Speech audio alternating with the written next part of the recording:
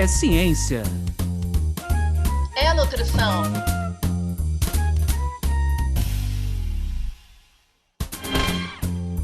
É nutrição. É ciência. Ciência Da nutrição. Sejam todos bem-vindos pela ciência. Sejam todos bem-vindos pela nutrição. Meu nome é Anderson Teodoro. E eu me chamo Luana Aquino. Esse é o podcast Ciência da Nutrição. Mais um episódio hoje está no ar. Esse podcast, que então tem o objetivo de trazer informações científicas, e um conhecimento sobre as áreas de ciência de nutrição. E mais do que isso, contribuir também para você que é nosso ouvinte, para modificar um pouco a tua vida.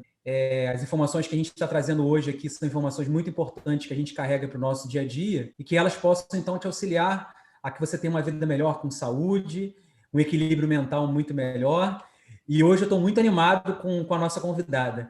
Luana, como é que você está esperando aí? Tudo bem com você? Tudo ótimo, Anderson. Olha, nossa convidada realmente, que escolha fantástica, que habilidade de comunicação que os nossos ouvintes vão receber de presente hoje.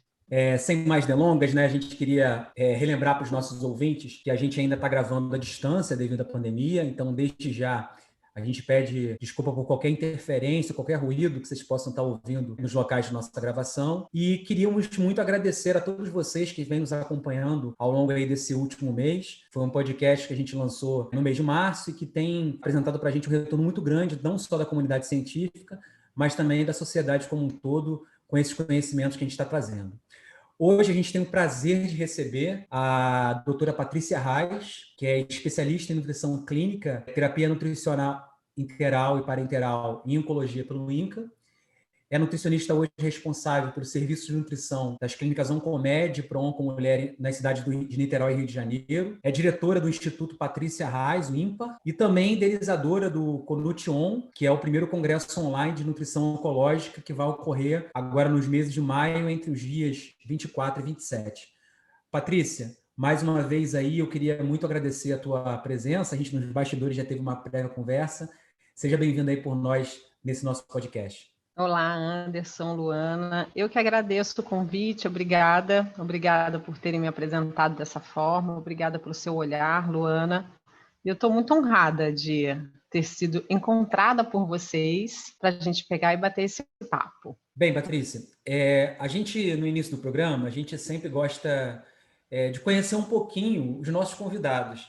A gente tem sempre dito em todos os programas que um dos objetivos também do podcast é conhecer histórias, Eu queria, então, que você contasse um pouquinho a sua história, Por que nutrição? E, mais do que isso, por que nutrição e câncer, Que é uma temática extremamente complexa.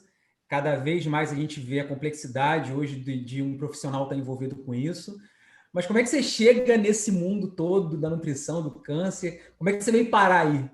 Menino, o podcast vai durar quanto tempo mesmo? 2h30, mais ou menos. Então tá, eu tenho direito de fala aí de 1 hora agora. Eu nasci no Rio, mas eu fui criada no interior. E quando eu estava fazendo faculdade, minha melhor amiga falou que queria fazer nutrição. E como é que eu ia ficar sem a minha melhor amiga? Eu não sabia nem o que era nutrição, gente. Aí a gente estudava para aqueles caderninhos do vestibular para saber do que se tratava. Aí estava escrito lá que nutrição entendia dos alimentos, e ela virou para mim na sala de aula e falou: cara, a gente vai comer uma cenoura, a gente vai saber o que tem numa cenoura. Eu lá queria saber, gente, o que tinha numa cenoura. Não estava nem aí, nunca tinha pensado nisso, nunca tinha pensado na minha relação emocional com o alimento, e que hoje eu entendo que tenho demais, E aí ela foi, eu fui atrás, aí eu fui fazer nutrição só por conta disso. Fiz nutrição, no 4º período ela abandonou para fazer medicina, ela viu que não era isso. E aí, no 5º período, então, eu comecei a ter nutrição clínica. Quando eu fui apresentada à nutrição clínica, eu entendi o que eu estava fazendo ali, agradeci muito por ali eu conseguir entender realmente a relação que existe entre o humano e o alimento, e o poder que isso existe, sabe? Dali eu me apaixonei, me tornei monitora em nutrição clínica. Dali eu consegui ir para o meu estágio, e o meu estágio foi no INCA. Foi no INCA porque, como eu me apaixonei muito, eu era a melhor aluna da turma de nutrição clínica.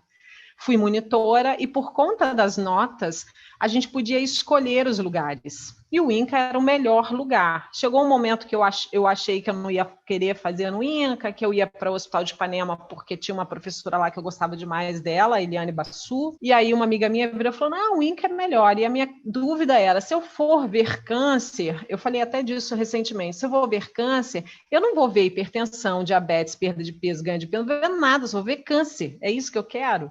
E aí, por conta de ser um estágio até com tempo maior, a carga horária do INCA era maior do que a dos outros. Eu falei, não, então eu vou para o INCA mesmo, vou ficar lá 6 meses, porque eram 6 meses.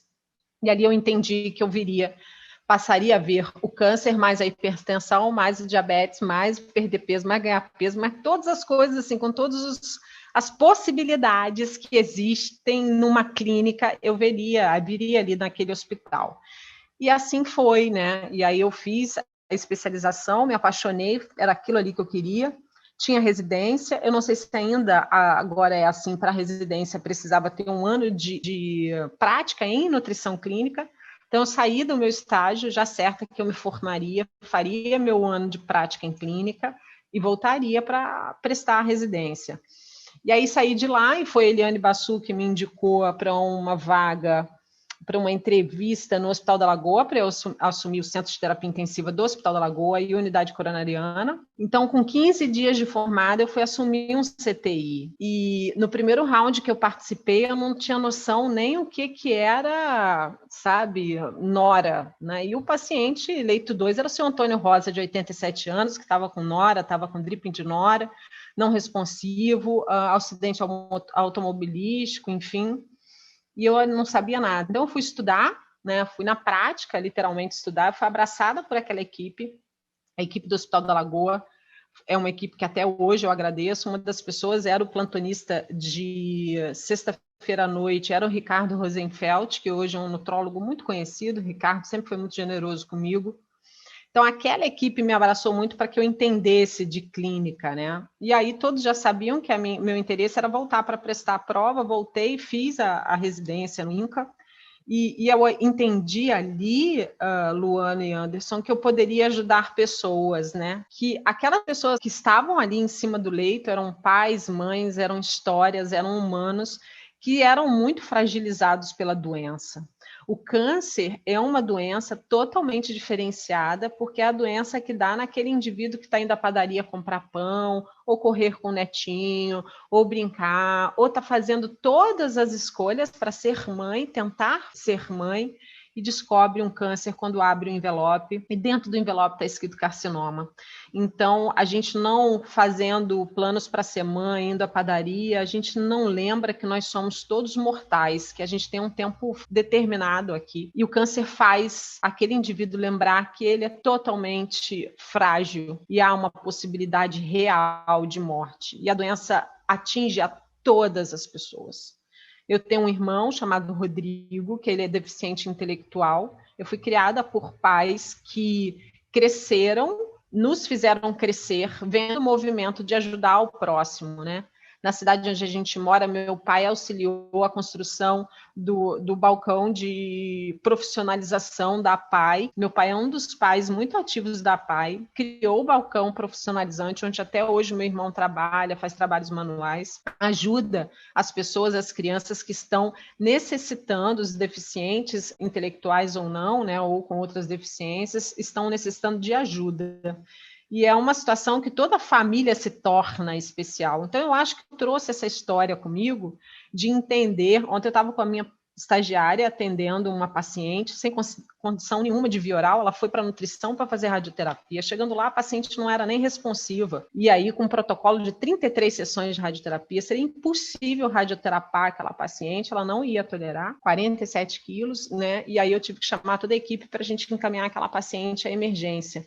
Acompanhada da nora, uma história de que a filha estava cuidando dela, brigou com ela e saiu de casa. Então, é uma doença que eu não tenho que olhar só para aquela paciente que não está responsiva na minha frente. Eu tenho que olhar para aquele contexto que é uma nora, se aquela nora cuida com amor, se aquela nora tem noção do que aquela paciente está se alimentando ou não, o que se alimenta, porque é muito maior aquela nora ficar perdida e eu falar, agora você vai ter que ir para emergência. Posso ir para emergência daqui ou tenho que ir para emergência da minha cidade? Eu posso ligar para alguém, eu ligo para alguém. Então, é todo um contexto. E o câncer, perda de um órgão, sexualidade, cabelo, sobrancelha. Então, aquela mulher completamente mexida, tendo que literalmente renascer e se refazer e se reencontrar depois daquela doença. Então, eu acho que, embora o câncer dê medo, e muitas pessoas, alunos têm medo de ir para oncologia, profissionais têm medo de tratar com oncologia, né, com a possibilidade de morte, com o que, vamos dizer assim, semiologicamente pode ser feio, ali eu encontro completamente toda a minha felicidade de poder ter uma extensão de ajudar quem precisa. Perfeito, Patrícia. Encantador escutar você falando, você passa essa paixão, né? E a gente vai viajando aí nessa história junto contigo. Mas justamente essa paixão, né? Isso ficou muito claro para mim quando eu fui visitar tuas redes sociais, teu canal do YouTube, né? E isso que você falou para a gente agora, né? Do estigma da doença do câncer, né? Eu diria até que numa comparação aqui mais superficial, mas tal como foi a questão do HIV na década de 80, né? Não pode nem falar o nome, dá um outro nome, mas não cita o nome, né? Eu hoje percebo, né, todo esse peso e todo esse estigma para a questão do câncer, né? Então, assim, eu fiquei curiosa, né? E eu vi o quanto você é até carinhosa, né, com essa parcela de pacientes, né, e famílias, né? Você cria apelidos ali, né, os oncolovers, né? Entre outros apelidos que eu achei muito criativos e muito necessários. Então, assim, eu acho que você está dando um aulão aí para profissionais da saúde, que estão nos escutando, de como se comunicar numa temática assim desafiadora com o público, né? Cheio de estigma, como foi falado. Então, curiosidade, como é que deu aquele plim, né? Estou na minha prática profissional, consultório, atendendo, mas isso aqui não vai ser suficiente, né? Eu vou para as redes sociais, eu vou, enfim, encontrar uma forma aqui de complementar ou de me aproximar. Quando deu esse plim, o que você deixa de dica aí para os ouvintes do como fazer essa roda girar aí da comunicação na profissão? Nossa, que pergunta difícil. Obrigada pelo que você falou. Eles são os meus carecudos e carecudas, né? E eles se identificam, eles gostam. A minha mãe, quando a primeira vez que minha mãe leu o que eu escrevia, né? E eu botei carecuda, ela falou: meu Deus, que coisa horrorosa que você faz. Por que não chama de carequinha? Que horrível que você criou. Eu falei: mãe, eles amam isso daqui. E as pessoas marcam, hoje a gente está no atendimento remoto, as pessoas marcam consulta comigo. Quando abre o vídeo, ela fala: eu te assisto. Eu sou sua carecuda e você não me conhecia ainda, né? É para empoderar, é para entender e aí respeitar também, porque, por exemplo, uma mulher com câncer de mama, às vezes, e eu vou dizer para você que quase a maioria das vezes, elas não se importam de perder a mama, elas não importam de ser mutiladas. O que dói é a queda do cabelo. Para outras dói porque ela perdeu a sobrancelha ou porque ela perdeu o cílio, sabe? Então, essa aproximação, assim, é para trazer a naturalidade. Hoje a gente ainda tem pessoas que não falam o nome da doença. Os indivíduos mais idosos são os mais difíceis de aceitarem. Por exemplo, essa semana passada eu atendi uma paciente que eu combinei ali naquele olhar com a filha dela que eu precisava falar que era tuberculose. Dentro do consultório eu entendi e eu fiz um negócio tão tuberculose que chegou uma hora na consulta que a filha dela virou para mim e falou assim: mas você está entendendo que não é tuberculose, não está? Eu falei: não, eu estou entendendo perfeitamente que o nome não é tuberculose, fica tranquila, porque eu assumo um negócio que é o papel, então vamos embora de tuberculose. Até a filha ficou em dúvida. Então, eu entendi que isso foi antes, né, da pandemia, que as pessoas precisavam entender que era muito maior. Eu fui convidada para palestrar no Papo Rosa, que é de responsabilidade de uma oncologista e de uma mastologista, e foi num palco, eu não tinha a menor noção. Vai fazer uma palestra no palco Papo Rosa, em Copacabana, no dia tal, não sei o quê. Eu digo, vou, né, gente? Eu vou. E aí você tem 15 minutos de falar. Eu falei: tá, eu vou. Chegando lá, gente, era no Net Rio, no teatro, lotado, 500 mulheres, e eu no palco. Achei aquilo maravilhoso. Eu me arrumei lá na coxia. Eu era realmente uma atriz. E eu subi no palco, não tinha data show, não tinha nada, era falar. E aí eu fui falar do meu jeito, e aquelas mulheres me receberam tão bem, aquilo ali teve uma aderência tão grande, e também quando eu faço o nosso Dia Pink, que é um evento maravilhoso que eu faço aqui em Niterói, que eu comecei com 20 mulheres, uma mastologista que me deu o evento, eu falei, eu só quero um auditório maior. Ele, maior de quanto? Eu falei, me aguarde, querido, que isso aqui vai crescer. E no segundo ano tivemos 100 mulheres, no terceiro 250, no último 480, e agora no 2020 foi todo filmado. E aí eu sou a megalomaníaca dos sonhos pelos meus pacientes, então eu entro em contato com as pessoas mais loucas do mundo, tipo a Alcione manda recado, agora eu estou tentando falar com o Antônio Fagundes, porque eu quero botar o Antônio Fagundes numa palestra minha, e eu mando recado mesmo, eu falo, você conhece? Conhece, então fala com ele que eu preciso, não sei o que, e assim eu vou fazendo, para que as pessoas entendam o quanto elas são importantes, e trazer essa ideia. E um outro fórum que eu dei uma palestra, que foi um fórum de políticas públicas em câncer de mama. Quando eu desci do palco, muitas pessoas vêm falar comigo e falam assim, minha prima que está com câncer de mama no Sul precisava ouvir isso. Fala com ela, grava aqui e fala com ela para ela ouvir essa sua palestra. Aí eu comecei a entender que eu precisava ajudar outras pessoas. E é lógico que a gente foi envolvido nessa história de mídia digital. Eu, assim como todas as outras pessoas, tive problema, quem vai olhar ali acha que não, mas eu tive problema de ficar, às vezes eu estou meio que saindo de um quase que burnout que eu acho que eu entrei, e aí eu estou fazendo menos stories por conta disso, e às vezes eu tenho essa coisa de ficar, vai ficar em frente do celular, gente, fica falando, bom dia, estou tomando café 100% arábica, tem hora que, sabe? E eu tive esse início. Minha primeira live foi com a Fundação Laço Rosa, com a Marcele e com o Dr. Gilberto, e a minha amiga de Portugal depois entrou em contato comigo e falou, Patrícia, eu não entendi, a sua câmera estava só você, metade da sua cara, assim, era eu, a Frida, não, na verdade era a Frida, que tem atrás de mim um quadro, né, para que vocês só vão me ouvir, atrás de mim tem um quadro da Frida, era só a Frida, e metade do meu rosto. Falei, não, eu estava com muita vergonha, por isso eu estava daquele jeito, faz de coisa que é uma coisa meio assim mesmo, para as pessoas não me verem muito. E eu passei por isso também. E aí depois eu descobri tanta gente que escreve agradecendo, tanta gente. Teve uma live que eu fiz agora, que uma paciente, porque eu abro live para ajudar as pessoas, então as pessoas que vêm eu nunca vi na vida. E no final, a mulher me quebrou e virou e falou assim, Patrícia, era o pai dela que ela tem, né, tá tratando um câncer de língua. Né? E ele passou por uma glossectomia, ele está em gastrostomia. Foi uma live assim, porque eu também sou especialista em terapia nutricional, então eu tive que dar aula de gastrostomia dentro da live. Aí, quando estava terminando a live, ela vira para mim e fala assim, Patrícia, agora, por favor, fala aquelas coisas bonitas que você fala, dando um recado para o meu pai. Eu falei, gente... Aí ela me quebrou. Minha filha parecia uma pastora. Minha filha, comecei a falar de amor, de não sei o que, por pai dela, blá, blá, blá. Ela me pegou totalmente de surpresa. E aí, ela já me respondeu dizendo que o pai dela amou o meu recado. Então, nem eu tenho noção dessa história da onde chega.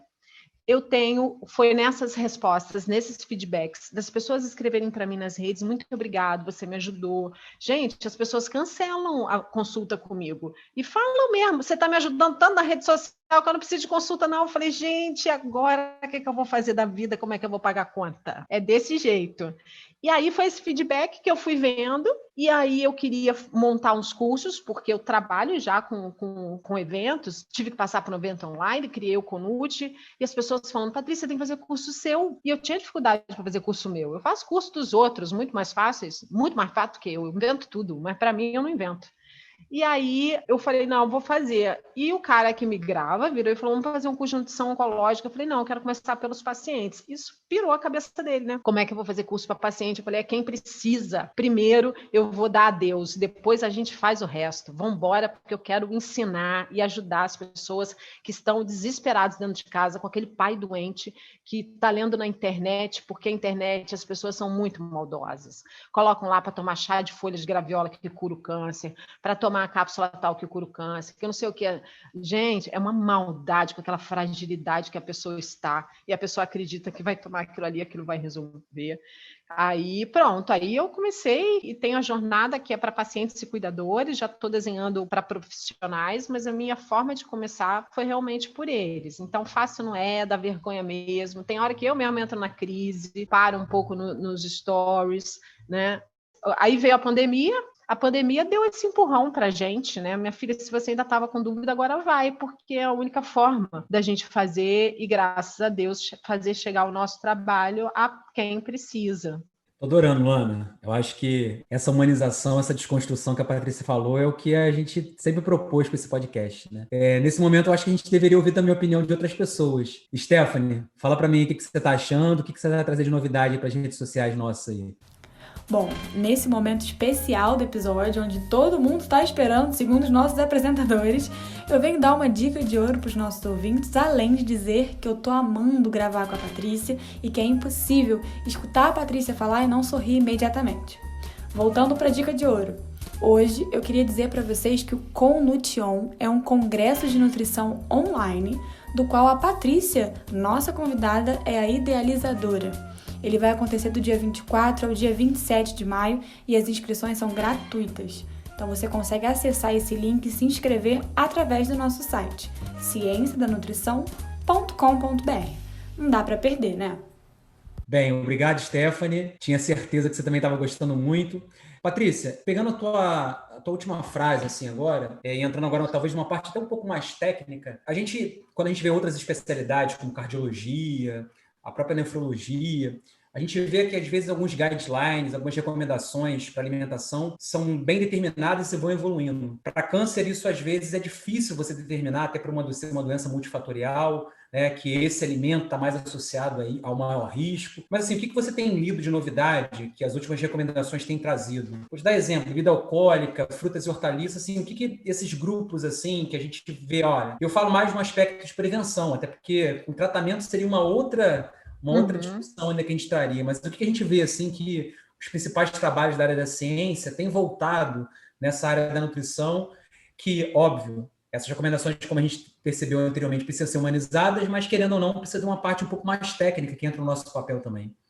Total, e é uma técnica que a gente cada vez mais, né, eu estou muito em contato com a Wilsa, que é da UFRJ, a Grazi, que é da USP, a gente essa semana justamente está discutindo o uso de chás durante o tratamento oncológico e tentando buscar onde é que estão essas bases e aonde estão esses trabalhos que vira e mexe, um outro fala assim, não pode isso, porque tem isso, tem uma camomila com tamoxifeno, e aí a gente começa numa varredura, literalmente, para a gente tentar achar onde está essa explicação. Hoje a gente já começou a achar um pouquinho do fio da meada, num metabolismo hepático aí do tamox e tempo de meia-vida do tamoxifeno. Então, a gente tem que ampliar, né? A nutrição oncológica precisa mesmo disso, até falei isso para as meninas hoje, que a gente precisa estar cada vez mais embasado. Eu sei que você me perguntou sobre prevenção, mas eu vou falar de um grande trabalho que a gente teve publicado no JCO em 2019, falando sobre tratamento, acompanhando americanos que usam dosagens, né? Aí eles fazem superdosagens de vitaminas e minerais, ou havendo uma comprovação de que a suplementação durante o tratamento oncológico minimiza o efeito da quimioterapia, né? Então, a gente teve uma redução, em alguns casos, de até 60% do efeito do quimioterápico, fazendo uma possibilidade muito maior de metástases, um tempo de vida menor e menor qualidade de vida. Então, isso deu uma mexida muito grande. Eu tenho visto um movimento, sabe, Anderson, dos oncologistas crescente em relação à nutrição. O que eu tenho visto é nascendo uma nutrologia de oncologistas, e isso está fazendo o holofote virar para a alimentação oncológica, porque eu vou te falar a verdade, oncologia é um setor, embora a gente trabalhe com equipe multidisciplinar, o oncologista é o cara que ele é muito fechado em tratamento oncológico. Ele é o cara do cálculo, de ler os guidelines e ver que saiu agora, anteontem, se ele associar uma droga XYZ com outra, ele vai dar um tempo médio de vida de 3 meses a mais para aquele paciente. Então, embora eles reconheçam a nutrição, vou dizer para você que nos últimos 3 anos, que aí que houve o boom mesmo, eu acho que mais com os trabalhos de sarcopenia, mostrando que o indivíduo sarcopênico, ele interfere muito no estado nutricional. O estado nutricional, por si só, o paciente diminui a resposta do tratamento, e isso está muito claro, Então, eu acho que por essa clareza muito grande, isso deu uma chacoalhada muito grande. Então, esse estudo do JCO deu uma balançada grande nessa história de nutrição e oncologia, já que a gente tinha pacientes que faziam uso, né, de alguns suplementos específicos no trabalho, era coenzima Q10, zinco, selênio, A, E, C, zinco, acho que era isso, né? Então, vejo hoje a maioria dos oncologistas realmente não incentivando o uso e sendo muito mais fácil a gente discutir com eles quando a gente vai lá e suspende, em caso algum paciente esteja usando. Eu acho que isso foi bem pontual, foi final de 2019. Quanto à parte de prevenção, a gente tem a atividade física também ascendendo enormemente em oncologia. Há 20 anos atrás, a gente nunca mandaria um paciente pré-cirúrgico de abdômen fazer atividade física. Há 20 anos atrás, a gente nunca mandaria um paciente fadigado de 55 quilos, 1,70 m, fazer atividade física, porque ele vai sair da fadiga se ele não está conseguindo nem levantar da cama direito. Então, eu vejo dos últimos 10 anos para cá um crescimento muito grande desse incentivo à atividade física. E que aí os guidelines de prevenção mostram também isso, né? Sobrepeso e obesidade muito relacionados com a causalidade de um número bem importante de câncer. Um trabalho recente falando câncer de cólon e reto tem crescido absurdamente, e aí a gente tem um estudo falando que naqueles indivíduos que consomem uma quantidade considerável de frutas, verduras e legumes, e nesse estudo particularmente aveia e iogurte de forma constante tem uma possibilidade menor de virem ter câncer de cólon e reto. E aí a gente tem essa história, né, relacionada a sobrepeso e obesidade com câncer de mama. E a gente, com esse nosso hábito alimentar completamente copiando hábitos americanos, com a nossa população ganhando peso, sem o entendimento da relação linda que o brasileiro tem com a alimentação, com a comida que é da nossa terra, a gente está perdendo isso. Por isso que eu explico para os meus pacientes que é mais comida de Deus e menos comida de código de barra, para que eles voltem a comprar menos pão na padaria e façam mais inhame para comer de manhã, né? Para comer um aipim, fazer um cuscuz em casa, enfim, que é um hábito nosso, é uma história que está muito próxima, historicamente, da gente, mas infelizmente isso tem perdido, isso está impactando demais nos números. Então, e também o que você falou, que a gente tem que dar uma especial atenção ao uso de bebida alcoólica, principalmente entre as mulheres, que tem aumentado muito, e isso está também impactando. Nós mulheres somos muito mais sensíveis à bebida alcoólica, né? A nossa toxicidade, nossa resposta é muito diferenciada, vai interferir em estrogênio, 80% a 90% dos cânceres de mama são estrogênio positivos. Então, a gente tem aí esse hábito alimentar também que está mexendo. E a gente anda muito de olho no CONUT, a gente vai ter uma mesa de mastologistas falando disso. É o câncer de mama da mulher mais jovem, né, Anderson? A gente está com um índice cada vez aumentado. É muito comum na minha prática, se duvidar, acho que metade das mulheres que eu atendo hoje de câncer de mama são mulheres extremamente jovens, que têm no máximo 40, 45 anos de idade. Então, é uma coisa que também a gente está tendo que virar a atenção aí, que a gente está com uma mudança aí da caracterização desse diagnóstico. Que resgate fantástico esse de direcionamentos que você deu, das partes quentes aí da ciência da nutrição voltada para a oncologia. Realmente, para quem está escutando, fica aí um mastigado muito importante, né, de direcionamentos nesse sentido. E aí eu queria, já caminhando aí para uma última pergunta da minha parte, né, falar para os nossos ouvintes, né, que uma outra parte importantíssima que vem crescendo na ciência da nutrição como um todo, que a gente inclusive vê refletido nos editais de CNPq, nos editais das fundações de apoio, é a questão do combate à fake news, né? E aí isso começa agora mais crescente com as redes sociais, mas desde lá de trás, né, isso já existia com a questão dos mitos populares, né?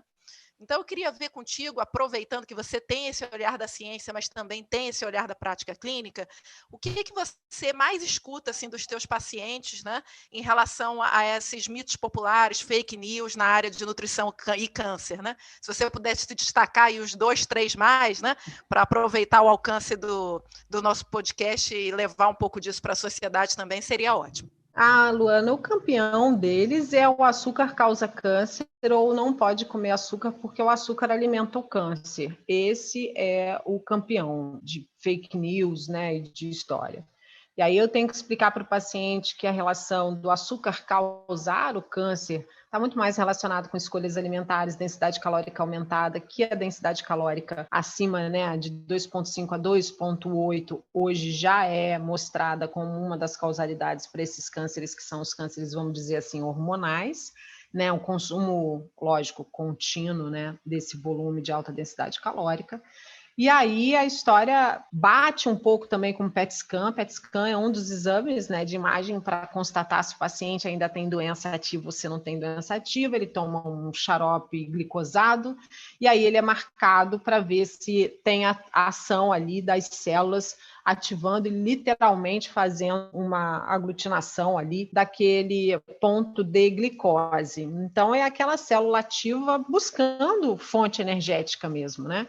É a Grazi, ela publicou, não me engano, também em 2019, 2020, um trabalho falando sobre o metabolismo de câncer de mama, mostrando o metabolismo do câncer de mama extremamente ativo, não só para a glicose, mas também para a glutamina, e é uma outra coisa, Anderson, que deu uma bagunçada bastante na gente, glutamina e butirato como utilização energética por célula mamária. Então, enquanto as pessoas estão pensando só lá no açúcar, tem até butirato entrando na história, entendeu? Como utilização energética. Então, desconstruir. Essa mulher é uma mulher, repito, que vem, particularmente, é a mulher que está com sobrepeso e obesidade, um hábito alimentar completamente inadequado, deficiências que vão levando essa mulher a querer comer um monte de doce. Então, é desconstruir o hábito dela, que está ligadão lá com açúcar, e, na verdade, o ideal é não comer, porque eu falo, não, você tem que parar de pensar que você não está dando comida para o câncer, você tem que alimentar você. É isso que você tem que pensar, não é focar nele, é em você. Comer um copo americano de açúcar por dia, que é uma média que o brasileiro consome, é o bom? Não é o bom, porque tem zero nutriente, zero vitamina, zero mineral, então eu tenho que desconstruir isso. Eu acho que o chá da folha da graviola já caiu por terra, mas a gente ainda tem, né, o chá da folha da graviola, já com alguns trabalhos mostrando sua nefrotoxicidade e hepatotoxicidade. Já caiu, mas a gente teve uma época muito grande.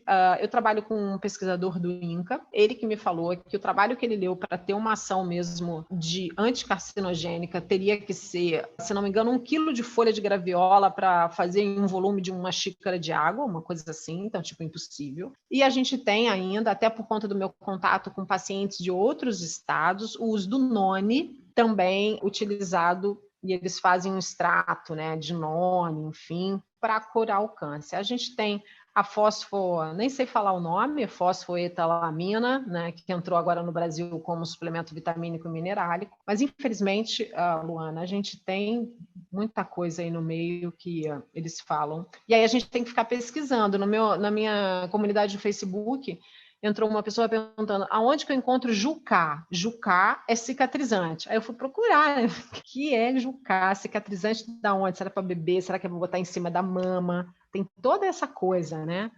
Então, a gente tem que ficar ligado nisso, porque temos, infelizmente. Patrícia, a gente sempre pede para o nosso convidado, né, traga uma imagem que ilustre um pouquinho o que é essa nutrição, a ciência, um pouco do mundo que ele vive, né? Queria que você comentasse um pouco que imagem que você escolheu para esse momento nosso aí. Essa imagem é uma imagem de uma mão de uma paciente muito emagrecida, se não me engano ela tinha 37 quilos, ictérica, só aparece a mãozinha dela. Eu estou do outro lado da mesa e eu pego na mão dessa paciente, né? Essa paciente é uma paciente que morava com filho, né? E ela referia uma extrema solidão. E é muito difícil entender, e aí eu tive que ir para dentro do silêncio da solidão dela para entender, mesmo ela tendo um filho que a cuidava, que solidão era que ela sentia, né? E aí ela estava em estágio final de doença, né, ictérica, e eu tinha que fazer as prescrições, porque era uma paciente que já estava em acompanhamento comigo, de fazer prescrições para fazer a suplementação, fazer ajuste de suplementação dela, porque ela já não estava aceitando algumas coisas, e eu precisava de fazer os ajustes para ela.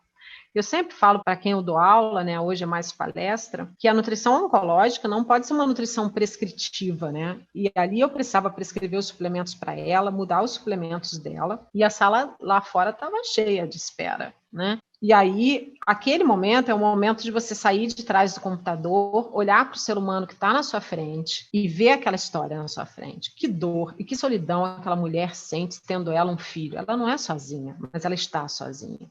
é o final da vida, todas as histórias que nos mobilizam, é o entender a finitude, né? E ela precisava muito mais de uma relação, e tem um trabalhinho muito bonitinho que eu mostro nas minhas palestras, um trabalhinho bonitinho, observacional, e fala da importância da criação da aliança com o seu doente. E aí, da necessidade que o seu doente tem, e como eles respondem melhor quando você cria uma aliança com eles. E ali, aquela imagem remete a mim a eu sair atrás do computador, tirar meu óculos, estender a minha mão, tocar naquele doente, entender qual é a dor dele, para naquele momento ele saber que eu estou ali e eu criar aquela relação com ele. Muito mais do que nutrir aquele corpo, eu precisava de nutrir aquele indivíduo, para que ele entenda, né, que estamos todos juntos ali. Dali eu levantei, fui buscar o oncologista dela, para que ele também a visse, e que a gente fizesse um acompanhamento, um olhar para ela amoroso ali, para ela entender que ela não estava sozinha.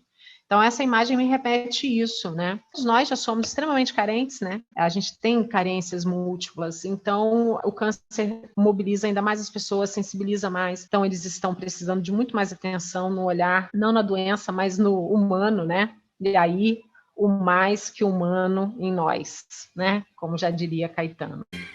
Luana, lá vem essa musiquinha aí de novo. Tá na hora da gente terminar o nosso programa. Eu tô assim, extasiado assim, com essas histórias, eu acho que também com as informações que nós passamos. Vou passar a palavra para você, Luana, mas eu queria uma frase que me marcou muito no episódio de hoje, uma frase da Patrícia, mais comida de Deus e menos código de barra. Vai ser uma coisa que vai ficar marcada aqui para mim. E aí, o que você achou? Anderson, a Patrícia Reis arrasa. Desculpem a piadinha, mas é porque ela arrasa mesmo, né, gente? Então, de fato, estou também extasiada, me marcou muito, né, a parte que vocês, né, que Patrícia trouxe e Anderson também destacou de humanização, né? A gente fala muito, Patrícia, no nosso podcast de família, né? E a todo momento que você ia entremeando nas tuas falas a importância da humanização, eu lembrava do meu pai, né? Que é uma pessoa que sempre que vai num médico ou num profissional de saúde, volta um pouquinho frustrado, porque ninguém me olhou, ninguém me tocou, viram o meu exame e passaram remédio, né? Então, assim, você deixou essa inspiração para todos nós. Muito obrigada pela tua incrível participação. E agora eu gostaria de chamar ela, Stephanie, querida, conte aí para os nossos ouvintes, resgate para eles um pouquinho dos nossos endereços e redes sociais. É um prazer, mais uma vez, Anderson e Luana. Eu, particularmente, quero agradecer, assim, imensamente, acho que eu não consigo mensurar o tamanho do meu agradecimento pela presença da Patrícia, porque esse tema, além de me interessar muito, é um tema muito, muito interessante. Para mim, particularmente, é um tema que me atinge profundamente. Então, eu quero agradecer. Eu não sei se eu vou conseguir mensurar o tamanho do meu agradecimento. Ele é muito grande. E eu venho relembrar aqui para os nossos ouvintes, então, que eles podem nos encontrar através do @podcast Ciência da Nutrição, tanto no Facebook quanto no Instagram. E através do nosso site também, cienciadanutrição.com.br.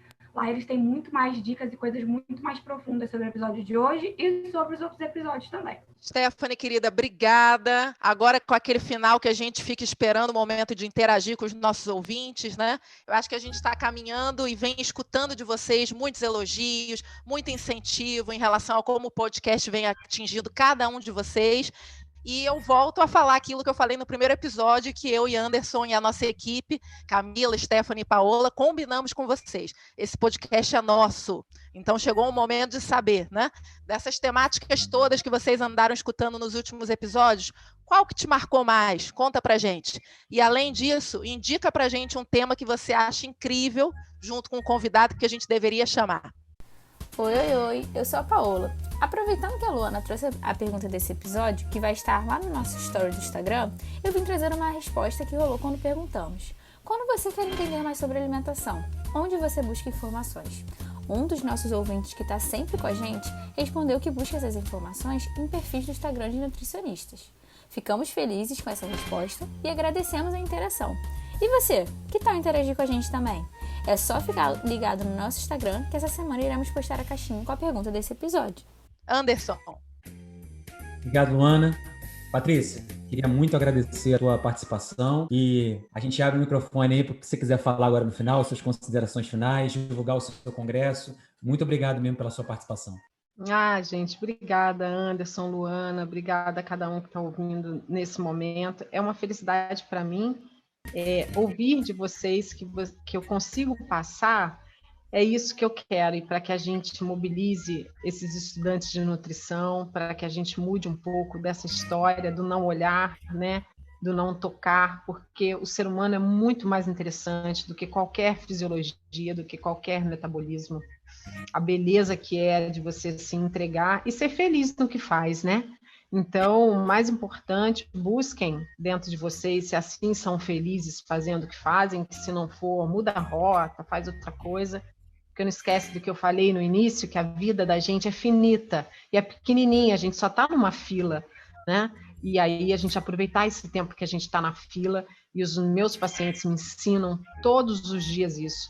E a grandeza é a fortaleza que nós somos. Se alguém aqui hoje estiver passando por algum problema difícil, alguma situação difícil, a gente sempre fala, eles me ensinam isso, vai passar, né? E a gente se ajuda, e a fortaleza que eles nos mostram, que eles me mostram, né? E aí que eu me cobro da gente também ter os nossos momentos de luta, de luto, desculpa, de dificuldade, de não aceitação. Essas são as fases, né?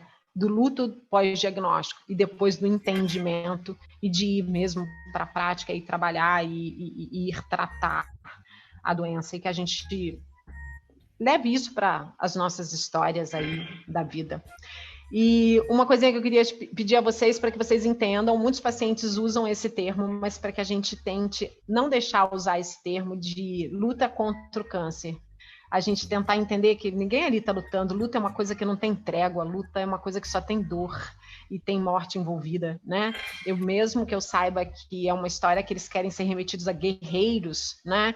Mas isso dá uma dificuldade danada nesse termo, né? É muito melhor a gente entender que está vivendo com o câncer do que lutando contra o câncer, né? Mostra muito mais dor do que o caminho que a gente tem hoje em oncologia, que a gente tem tanto sucesso, né, durante o tratamento. Eu agradeço a vocês. Como o Anderson falou, a gente tem um CONUT. O CONUT é um congresso que começou ano passado, de forma online. Para minha surpresa, eu tive 21 mil inscritos e 226 mil visualizações de aula no CONUT do ano passado. É um congresso que acontece de forma gratuita nos dias 24 aos dias 27 de maio, que eu tenho a felicidade de eu, dessa minha forma sonhadora, megalomaníaca, eu vou entrando em contato com as pessoas assim mais importantes do planeta, e a pessoa diz, sim, eu dou aula. Simples assim, claro, eu dou aula, Patrícia. Então, a gente tem um montão de gente importante aí. Então, estamos aí no dia 24 e 27 de maio. Obrigado, Patrícia, mais uma vez. Obrigado pelas lições científicas, mas mais do que isso, as lições que a gente vai carregar para a nossa vida. Luana, hoje foi especial, né? Maravilhoso, Anderson. Saímos aí cheios de energia para juntos construirmos essa jornada com Patrícia e com nossos ouvintes. Agradecemos mais uma vez a todos os ouvintes que nos acompanharam durante esse podcast. E esperamos encontrar vocês interagindo conosco nas nossas redes sociais. Podcast Ciência da Nutrição.